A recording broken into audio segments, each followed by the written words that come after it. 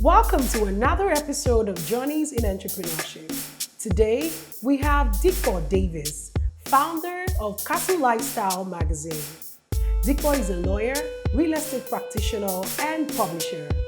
He's also a member of the Institute of Chartered Secretaries and Administrators. He had stints as company secretary and legal advisor with Pricewaterhouse and Churchgate Group, a conglomerate with interest in real estate, trading, textiles, chemicals, and fishing. In 1999, he became an entrepreneur as founder of Greenhouse Communications Limited, a publishing company with two titles, Castle Lifestyle, a weekly real estate magazine, and Highbrow Living, a monthly luxury magazine. Interviewing him is Okome Tesiro, the vision driver of different architecture and development company. He's an architect and entrepreneur with over a decade of experience in the architecture, construction, and real estate industry. With a degree in architecture earned a decade ago, Okome has consistently demonstrated expertise in designing and managing projects across a diverse range of sectors, including residential, industrial, commercial, and hospitality. Join us as we listen to their journeys in entrepreneurship in the real estate space. Hello everyone, welcome to another breathtaking edition of Journeys in Entrepreneurship by Faith Foundation. My name is Okome Tesiro, the vision driver at Different Architecture and Development, and today I have the amazing opportunity of sitting and learning at the feet of the face behind Castles Magazine, the face and brain behind it. He is a fascinating real estate mogul and wants to share journeys in real estate and the entire value chain of real estate really. Welcome, Mr. Davies. Thank you very much. I'm very happy to be here. Same here. It's brilliant meeting you. Like I was sharing how I came across Castles Magazine for the first time in GSS2. And it's been a long time coming. I tried replicating your business, though with a little bit of variance. and I published 2 editions before I stopped. So it's beautiful being here, sitting here with you to really know how you've been able to sustain the market for this long. Yes, thank you. When we hear stories like that, at least one feels a bit gratified that, that there's some impact, because it's actually going to be 25 years Wonderful. Of publishing Castles next Wonderful. year. So thank you very much for that vote of confidence. You're welcome, sir. So let's get the ball rolling. Could you tell us a bit of your journey in your journey about your legal background and how you transitioned into a career in real estate?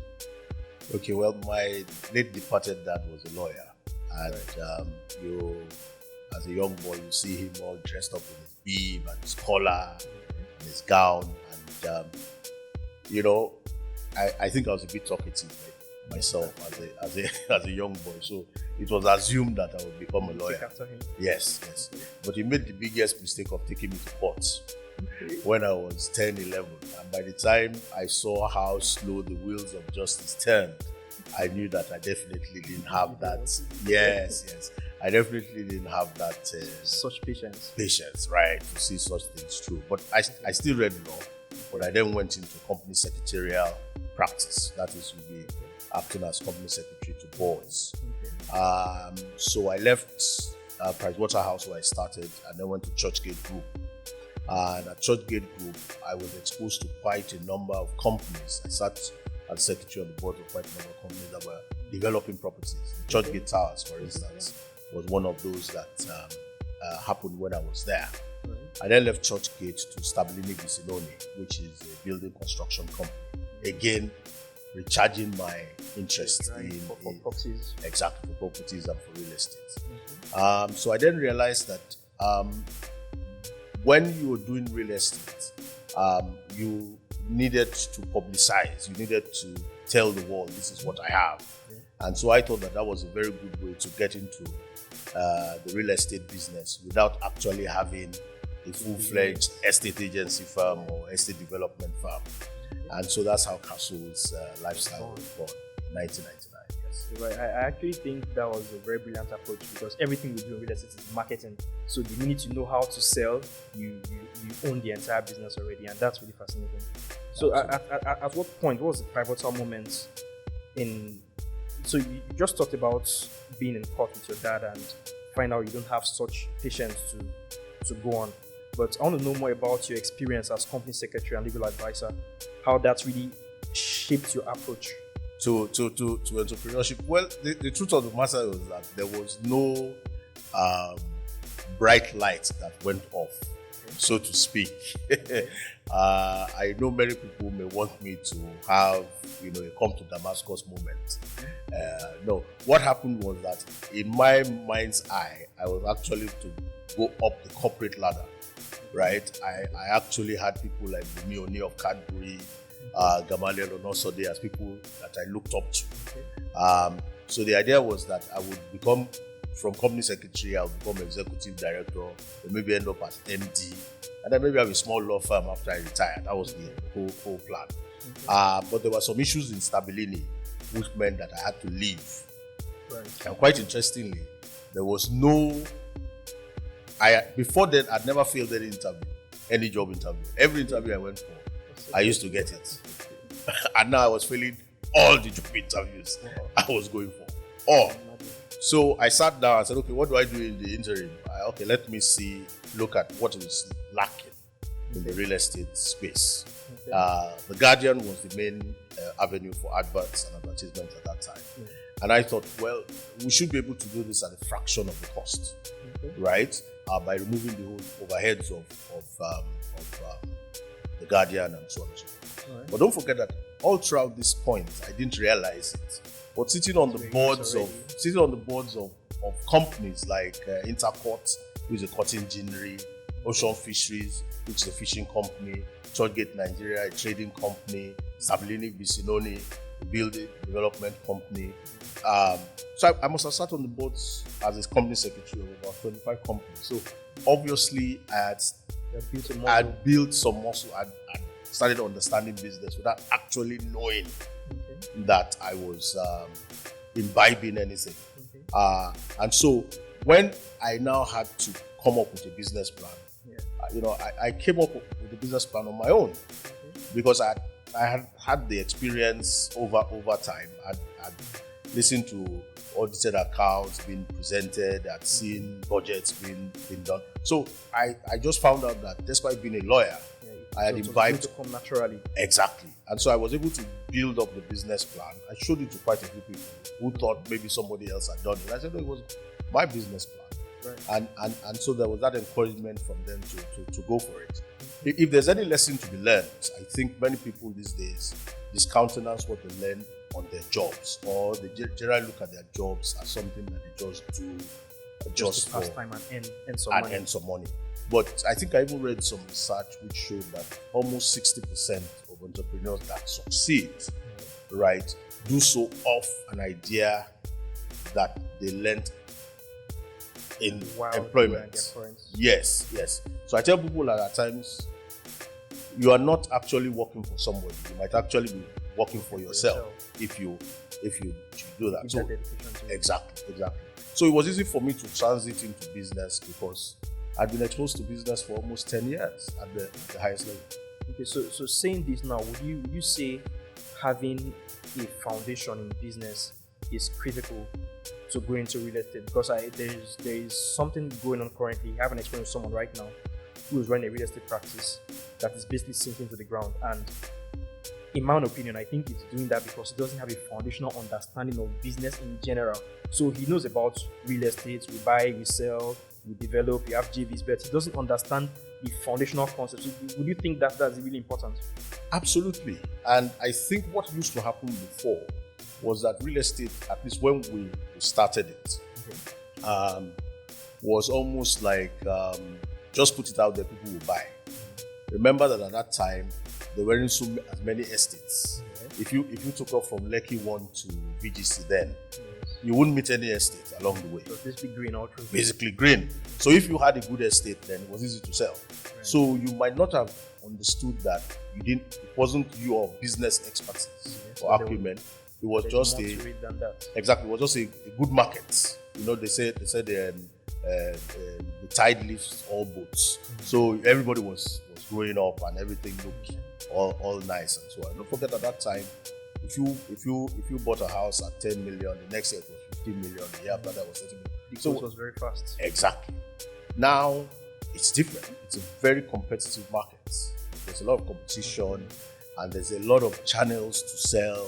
There's a lot of ways of financing which wasn't there when Castle started in 1999. So the world of the person in real estate now is now a business world, like you said. So you definitely need an understanding, absolutely, of business, business tools, management tools, and so on to make a success these days. So you talked about competition, and I think right now the competition is so stiff, and it's probably blinding people to realize what competition actually is. So I'll speak from my perspective.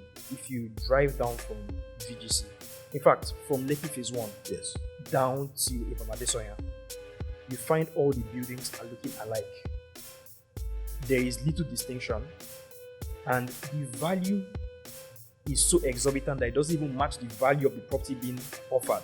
So in terms of competitive advantage, what would you advise an upcoming entrepreneur in real estate in a way to position his buildings to actually sell differently and make value out of it?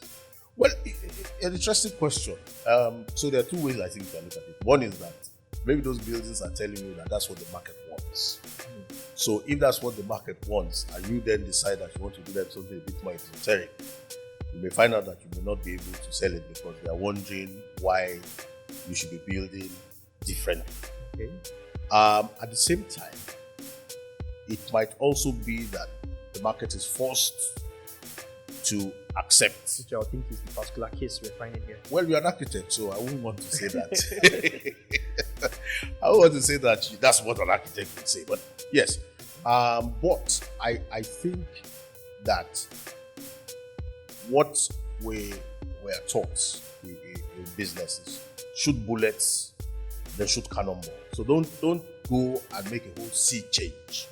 You have to test the markets, I think, and these days, luckily, there are many tools that you can use to show people visual, 3D visual, exactly, animations, exactly, and walk through and then see whether they are responding exactly to that type of thing. That would be my suggestion. So look at the market, because it might actually be telling you that this is what they want. Yeah. But again, innovation and all that is important, especially Steve Jobs says the market does not even know what they want. It's you to show them. Exactly. Right. So that may be the case as well. Okay. And from what you're saying now, talking about shooting bullets and cannonballs, what's your approach to risk management in the entire value chain? Well, as an entrepreneur, I find myself at times in love with the big idea, right? And you thought of something new, you thought of something exciting, and the reason flies out of the window. It happens to everyone, I think. And so you then go for it. You read books. I will tell you, look, go for it, and then you throw everything, and then yeah, exactly. But there are enough books that have also told us that, look, the best entrepreneurs are actually very practical about risk. So, it's that balance, right? You have to step out of the boat to walk on water, right? Mm-hmm. But at the same time, you may want to have a life jacket on, if you understand what I mean. Okay. So risk should not be spurned, but at the same time, you need to test gradually, and then when you see that your new idea or the way you want to do things is actually being verified by your testing, then don't waste time, go for broke, just go all out. But that testing should be done. Okay, so that testing now in the world of today, mostly in Nigeria, I think the whole invent of e-commerce has shown that we have massive distrust in our country, yes. And I think across the world generally.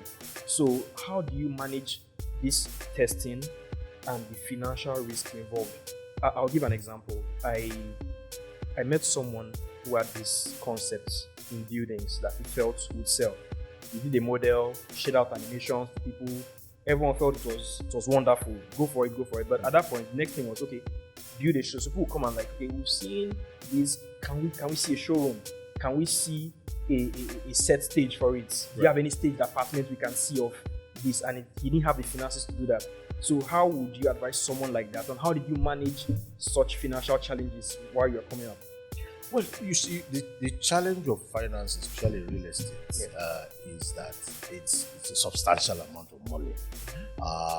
And luckily, over time, some tools have come up that help the developer or people like you or people like your friend to collaborate, I think is the right word, to be able to bring the ideas to life. One of which is the joint venture model, which is the landowner will bring his land and then the developer will bring his expertise and financing and so on.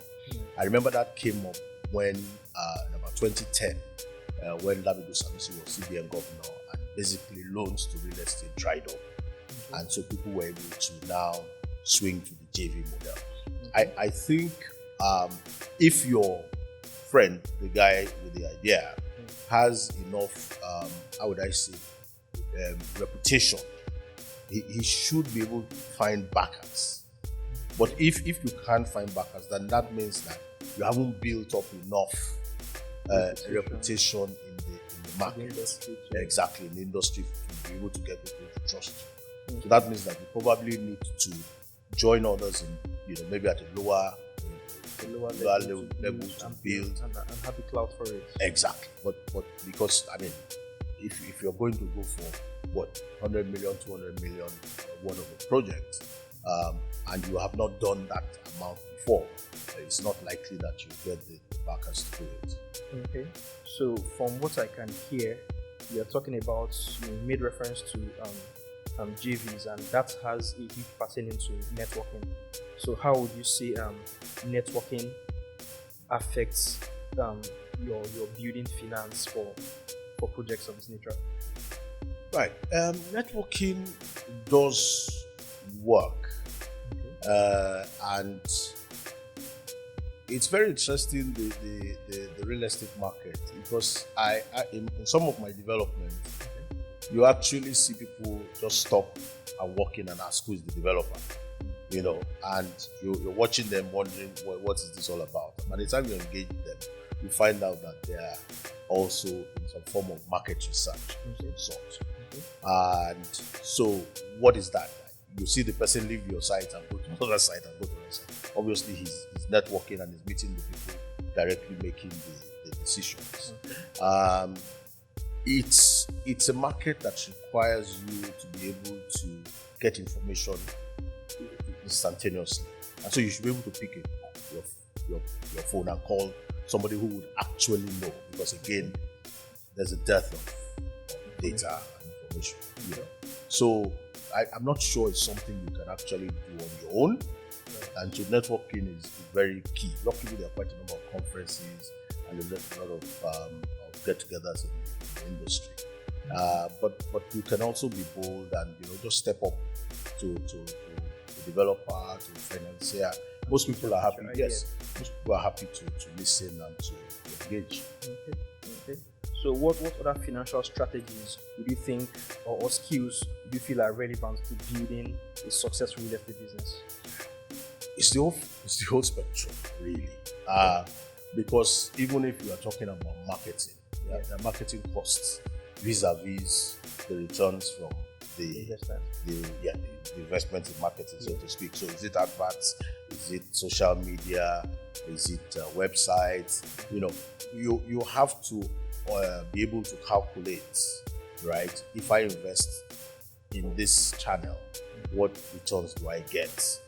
I tend to speak more on the marketing side because of the castles, my involvement in castles, but it goes around the whole spectrum. Even your sales force, you need to be able to monitor and get feedback on their effectiveness. You need to be able to see, track what they're doing exactly, if it's working and so on. It's actually the whole spectrum. Like I said, the real estate market has actually changed since we started, and now I don't see how you're going to do it without any form of financial acumen of some sort. Okay. So in terms of for sales, I think a lot of real estate developers right now, I think everyone is so, I may be wrong, but it feels like everyone is so focused on let's sell this property without how does this property serve the markets we are providing for. So what would you say about that? So I hear you. Okay. I hear you. But the challenge also is Nigeria is actually a place where you have to watch your cash flow very, very Okay. and it's also a very tough market to be in. So the developer himself will have to be thinking of how quickly he can turn around the hope is, because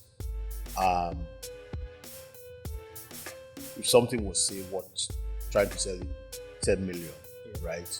I mean, inflation is at what rate? It is 27%.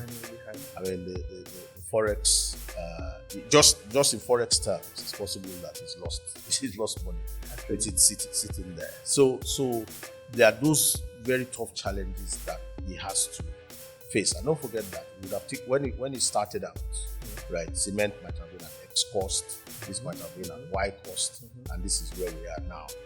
So in a way, you cannot be too hard on developers. Right. And I'm not saying this because they are my customers. You cannot be too hard on the developers themselves. But it does show that there's a space in the market, there's a gap in the market for many who think like you, and there are quite a number who think like you. And so this should speak to those who can build for that type of market. That demographic. Yes. It's going to be very interesting to see if we the developers are giving the market what they want, or they are managing what they're getting. And I guess if you take somebody who is very courageous, smart, and has the capacity to test that, some of the ideas that have come almost like standard for today industry. Yes. Okay, so as the CEO and founder of Nigeria Connect Limited, what opportunities do you really see for Nigerians in the diaspora, investing right now? I was discussing with a client who is interested in building for commercial purposes here, and he told me, so we started discussion about 4 months ago, and he said at this point that he wants to halt all commercial development. He feels at this point with the forex and all, it's not profitable to build for commercial purposes, investing forex. What would you say are the opportunities? Okay, so Niger Connect came up when we saw that there was quite a lot of interest both ways, Nigerians in the diaspora. So Nigerians to invest in property abroad, and for obviously Nigerians in diaspora to invest back home. And so one of the questions which your friend has just pointed out is, if I invest, I make my money in foreign exchange. If I invest in Nigeria and the Nigerian exchange rate is going south, then how does it really work? How does it really make sense?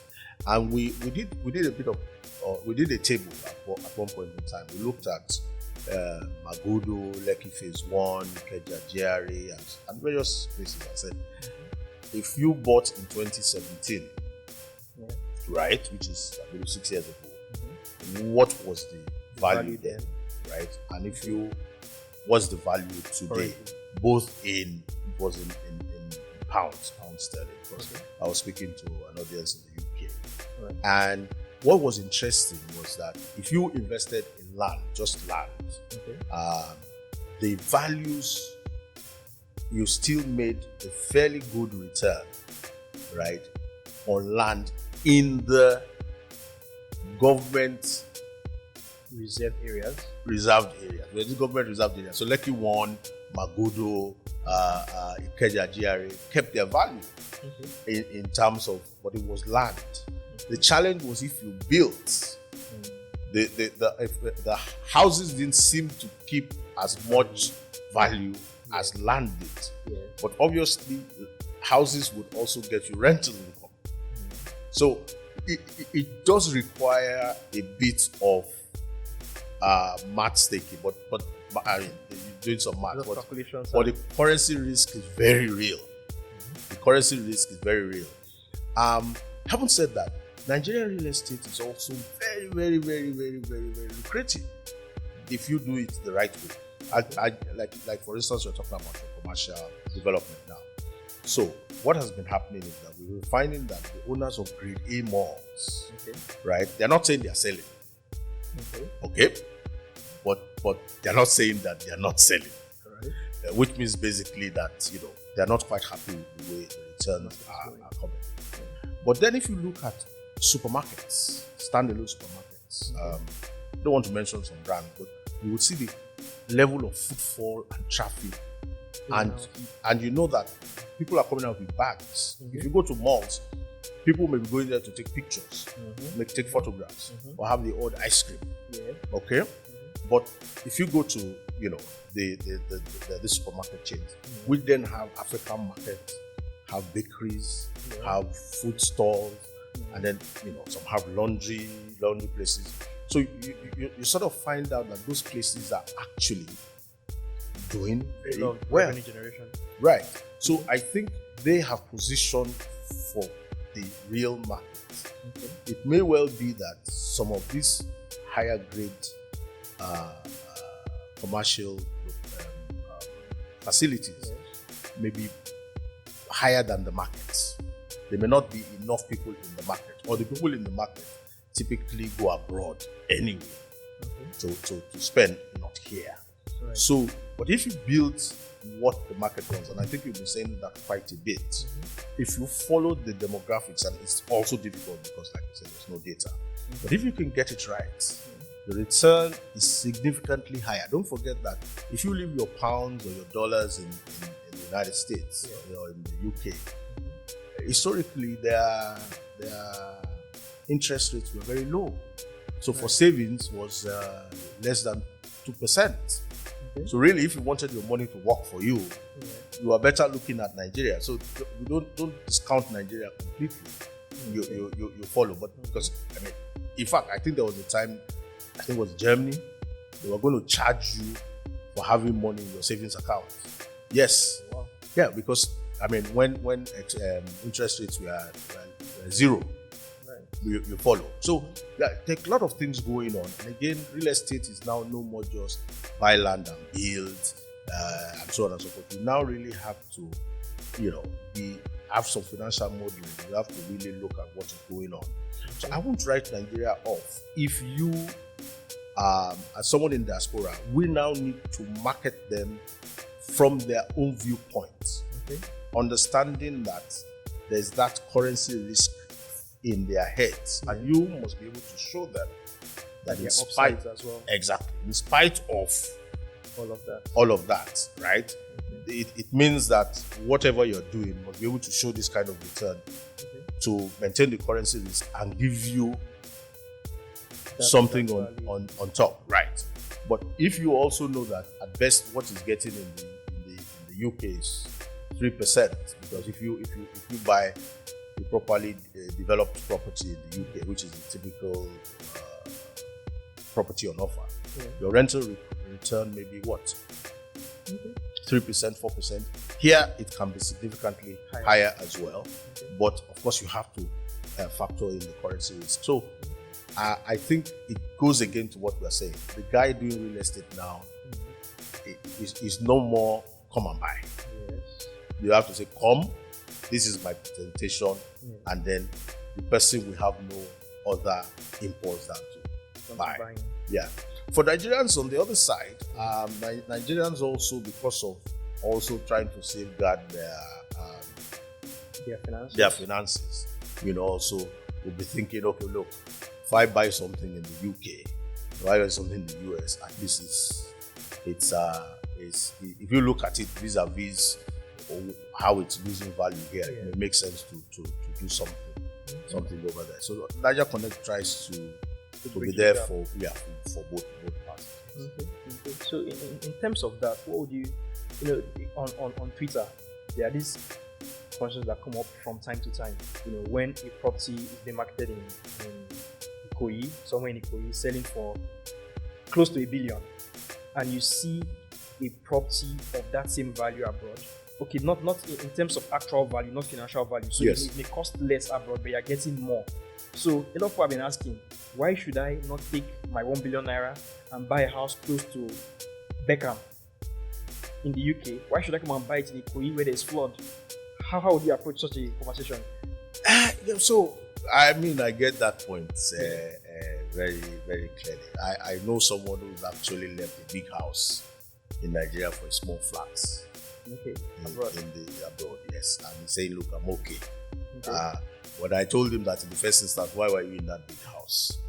At times we have to challenge our own thinking. You have a big kitchen, a big everything, and so on and so forth. You have to cool it, you have to clean it, and all that. Yes, the Nigerian real estate market is at a what would you call it? It's also at a gestation point. It's just we've seen Nigerian real estate actually grow in the past 25 years. All right. Okay. And what people now do in response to what we're talking, which is the environment, is that they now create serviced estates. Do you follow? Okay. So when you go into service estate, the fences are low, the ambience is better, the drainage is, and there's no issue of flood. Encouraging more of community life. Exactly, and community life. But very importantly, they also pay service charge. So that place that you are saying in the UK that is flood free, you pay council tax and you pay service charge. See, the council tax there is not because in the nice areas, it's not something that you sneeze at. Meanwhile, here the land use charge, quite frankly, is a pittance in that Ikoyi that you are talking about. Yeah. You compare it directly. Okay. So it's not that direct, but I think that we should also have a futuristic view. All right. We are learning in many ways, and I think the first thing before was, let me get a nice house. You didn't care about the surroundings, you didn't care about the roads, you didn't care about anything. Now you've gotten the nice house, and now say, where are the roads? Where are the... So there's a mindset shift going on. Yes, you are going to see that will continue over time. Don't forget the British and Polish, the big country homes. Nobody's doing that anymore because of maintenance and so on and so forth. So you will begin to see that Nigeria. I won't say you should write Nigeria off. I think we should look at Nigeria and look at its issues, and it's now a challenge to even you and I to now start finding solutions within that space. Exactly. Yes. So in all of these, what do you think are personal qualities that someone going into real estate development should have to be successful? Okay, personal and professional, if you might, if I may put that in as well. Now, the first thing is starting with the client in mind, starting with the customer in mind. So the person has to be a very focused person, a very clear person. I think times have passed, have changed, and I don't know why I keep saying this, but you're making me ruminate on a lot of things. It took me back all those many years. But if you are selling, say, for instance, land that is going to be given capital value, you're looking at capital value. There's a mindset, there's a way you present that. Okay, so the idea is that you're not going to develop it. You're just going to basically put infrastructure, put security, and then that's what you're selling. There's no more I can do Ikoyi in the morning and then do Lakoe in the afternoon. I think now you have to have that discipline to do specialization and understand that this is your market, this is what you know, not that you can just be doing everything. There's a personal bit of being a bit, I would say bubbly, but you must be somebody who can sell. Okay, you must have the charisma and everything. I don't think you can be a wallflower type person and do real estate. Okay. I think you must also be somebody who is thinking of building a brand. And what I mean by building a brand, you are thinking that when people interact with me, my services, my products, the house, and so on and so forth, what are they going to say about it? Because those are your best selling points. That's the best way to sell in real estate. So I think those three things basically is what the real estate person of today should be. It's been breathtaking. I don't know. Have you been hearing all of that? It's so much to take in, and I think this is one of those sessions you sit back time and time again to listen to, reminisce, and really think about the effects of what you're doing, how you're going into this market, how you plan to sustain your value in the market. It's been brilliant. Thank you very much. Thank you very much. Now let me switch around because I can also learn from you as well as you can learn from me. Now what I'm very interested is you describe your position in your company as a vision driver. Yes. Now I've noticed that there are nomenclatures like vision driver, founder. We just knew CEO, right? In our own time. Okay. Have you found that using those kind of titles actually helps in running the business? So in my opinion, I think everyone growing up, a lot of people were just interested in the nomenclature, the name CEO. So you don't see those selling in the market, CEO. So I think at some point it goes beyond just the name. And for me and my organization, I think every name you bear should reflect on your value to that business. So I'm not really interested in being CEO. I'm more focused on this is what I want to do, and I want to move this vision from point A to point B. So I wasn't really bothered about trying to answer. So even at some point, a lot of people didn't know or don't know that I have stakes in the business, because I think I'm still at a very nascent stage. Really, I'm not a big name yet, and at times also in our Nigerian parlance, the name you answer can block your favor. Really.